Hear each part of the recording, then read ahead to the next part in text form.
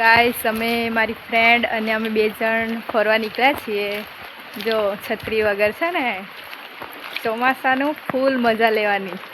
છત્રી વગર ફરતીએ એટલે લાગે ચોમાસા જેવું. તો ગાઈસ તમે બી અમારી જેમ છત્રી વગર લીધા વગર નીકળજો, તમને બી મજા આવશે ફરવાની. વરસી આડે ચોમાસાની ફિલિંગ આવે છે.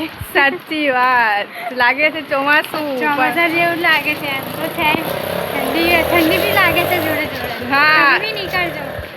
એક ઋતુમાં બે ઋતુની ફિલિંગ આવે છે કે ચોમાસું બી લાગે છે અને શિયાળો બી. મતલબ સાંજે ઠંડી લાગે છે અને દિવસે વરસાદ બી પડે છે.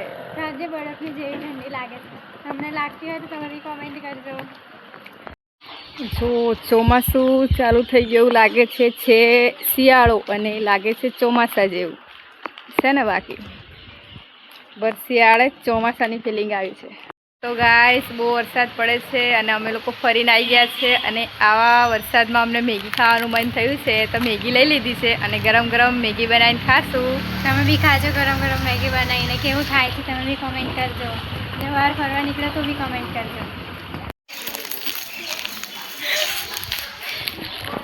જો ગાઈસ શિયાળાની ઋતુમાં પણ અમારી સોસાયટીમાં જો કેવું પાણી ભરાઈ ગયું છે ને જાણે નદી જેવું. હેલો ગાઈસ, અમે આવી ગયા છે વરસાદમાં પલળી ગયા છે અને ફરીને આવી ગયા છે. આ રીયું જો છે ને જો કેવું કરે છે ને. મેગી ખાવાની છે અને એને બી વરસાદમાં ફરવા જવું છે ગાઈસ. તો ગાઈસ અમે આવ્યા છીએ વરસાદમાં ફરીને. હવે તો અમને મેગી ખાવાનું મન થઈ ગયું છે તો મેગી બનાવીશ. તો ચાલો બનાવીએ ફટાફટ 2 મિનિટમાં મેગી.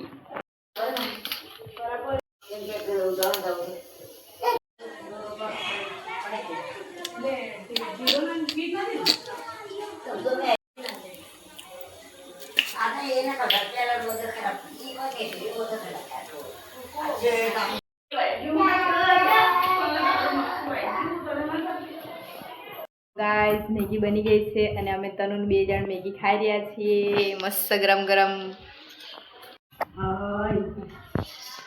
બધા મેગી ખાય છે. મસ્ત વરસાદ પડે છે બહાર અને અમે ગરમ ગરમ મેગી ખાઈ રહ્યા છીએ અને બહુ મજા આવે છે કે બહાર એટલું મસ્ત ઠંડુ ઠંડુ વાતાવરણ છે અને અંદર અમે ગરમ ગરમ મેગી ખાઈ રહ્યા છીએ.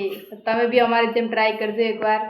ચોમાસા જેવું લાગે છે શિયાળામાં પણ. તો જોજો બહાર ફરવા માટે અને પછી ઘરે આવી અને મેગી બનાવીને ખાજો ગરમ ગરમ.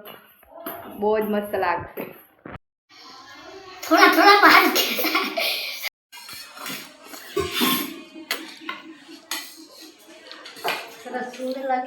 गरम मैगी खाता है हम लोग. દાદી શું કરો છો? આ મેગી ખાઈએ છે. ઓહ, મેગી ખાઓ છો. કેવી લાગે છે મેગી? સરસ ને સુંદર લાગે છે. સરસ સુંદર લાગે. તો બરોબર છે. બહાર વરસાદ પડે છે તો કેવું લાગે છે? ઠંડી મેં આ ખાઈએ છે મેગી. એવું છે? ચાલો મજા આવે છે ને? મજા આવી ગઈ. બરોબર છે. મજા આવી ગઈ. તો ગાઈસ કેવું લાગ્યું તમને આજનો મારો બ્લોગ? કે ભર શિયાળે ચોમાસાની ફિલિંગ આવતી હતી. તો તમને કેવો લાગ્યો બ્લોગ? સારું લાગ્યો હોય તો કોમેન્ટ કરજો, વિડીયોને શેર કરજો અને લાઈક કરવાનું ભૂલતા નહીં. Thank you.